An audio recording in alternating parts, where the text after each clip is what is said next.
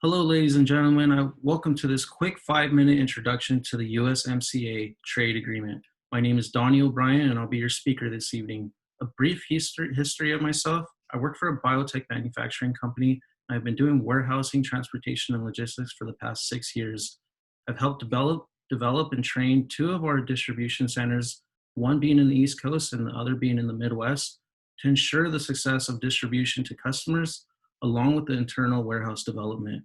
I thank you all for coming, and the purpose of this evening is to provide education for all of your professional careers in logistics and being internationally compliant with the newest trade agreement. There are a few topics I'd like to discuss with you, so let's get started. The auto industry. NAFTA had originally required vehicles that had at least 62.5% of their components manufactured in Mexico, Canada, or the United States to qualify for zero tariffs. With USMCA, this changes. Now it requires 75% of vehicle components to have originated from Mexico, Canada, or the United States to then qualify for zero tariffs. Steel and aluminum production falls under this category, which as a result will bring economic growth and hundreds, if not thousands of jobs over the years from more production within the three countries. This obviously is going to put more pressure on vehicle manufacturers to consider buying components from vendors within the three countries to maintain a zero tariff when importing. With the delta increase from NAFTA to USMCA being 12.5%, that alone will get three countries thinking whether they want to continue importing from the outside countries, such as China, or they change the way they source to stop using China to find a vendor who can make those components within the three countries.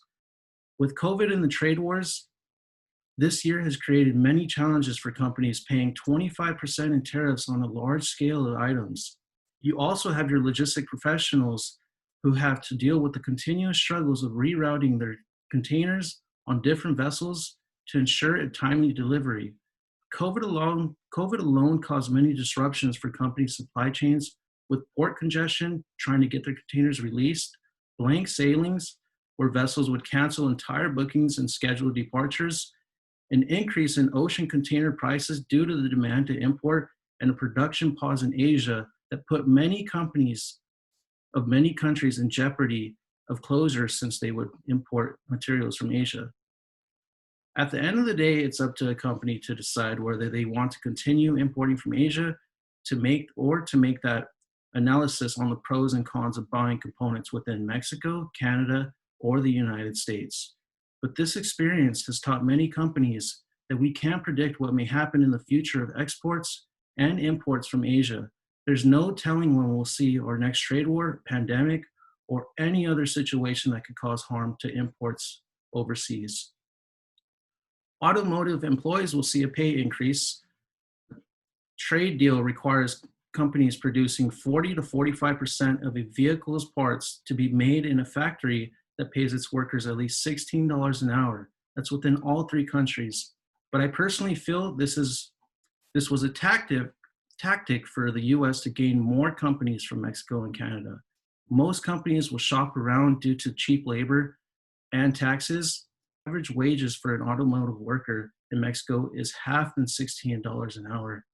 Most companies are looking to save on labor costs. There's many states within the US that offer major corporate tax breaks and no sales tax. For example, in recent news, Tesla just made the decision to eventually build their new production line in Texas. This also considers the fact that the United States holds the second place of the most car sales in the world, with China being number one. But this ranking may change after COVID and the trade wars. Now with our certificate of origin.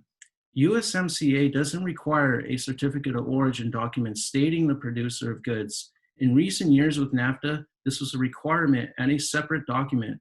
The relevance of this message is one of the main highlights of today. This affects every individual who plans on trading within the three countries. Now, origination information on your product must be listed on any type of exporting document. Most exporters will now list this information on their commercial invoice, packing list, or pro forma invoice. The de minimis percentage of non-originated goods has changed from 7 to 10%. If your finished goods consist of a component that came from China, you won't have to declare that finished good as its value doesn't exceed 10% of the qualifying finished product value. For US companies, this helps solidify their approach in stating their product is an American made good. Considering the fact that NAFTA recognized 7% of non-qualifying goods, this is a major benefit increasing to 10%, which drives more companies to continue exporting within the 3 USMCA countries as a duty-free trade. With agriculture, agriculture has improved for US farmers looking to export to Mexico or Canada with less restrictions that were governed as a food safety precaution. With the same ideology, there's still precautions, but it's easier for farmers to export more items into Mexico and Canada. Dairy, poultry, and egg producers will see this gain in USMCA, along with the better transparency of information that is easier for people to understand. Intellectual properties. With intellectual properties, there's been a growth of protection for American inventors and creators. The new rule creates a new feeling of confidence for innovators that ensures copyright terms are good for creators' life, plus an additional 70 years before anything can be altered. This measure, along with the further focus on this topic, will ensure innovators are protected from piracy on the goods they create. With that being said, I thank you all for your time and patience in allowing my transparency. And as some of us are new into the international trade, these moments are excellent learning experiences and opportunities to prepare us in our young career paths. These measures with the new trade agreement benefits all levels of expertise in the exporters industry. I think this is a well-deserved lesson for every business that needs to know this. Once again, it was my great pleasure to be in your acquaintance, and good luck to you all in your career paths as exporters. Thank you.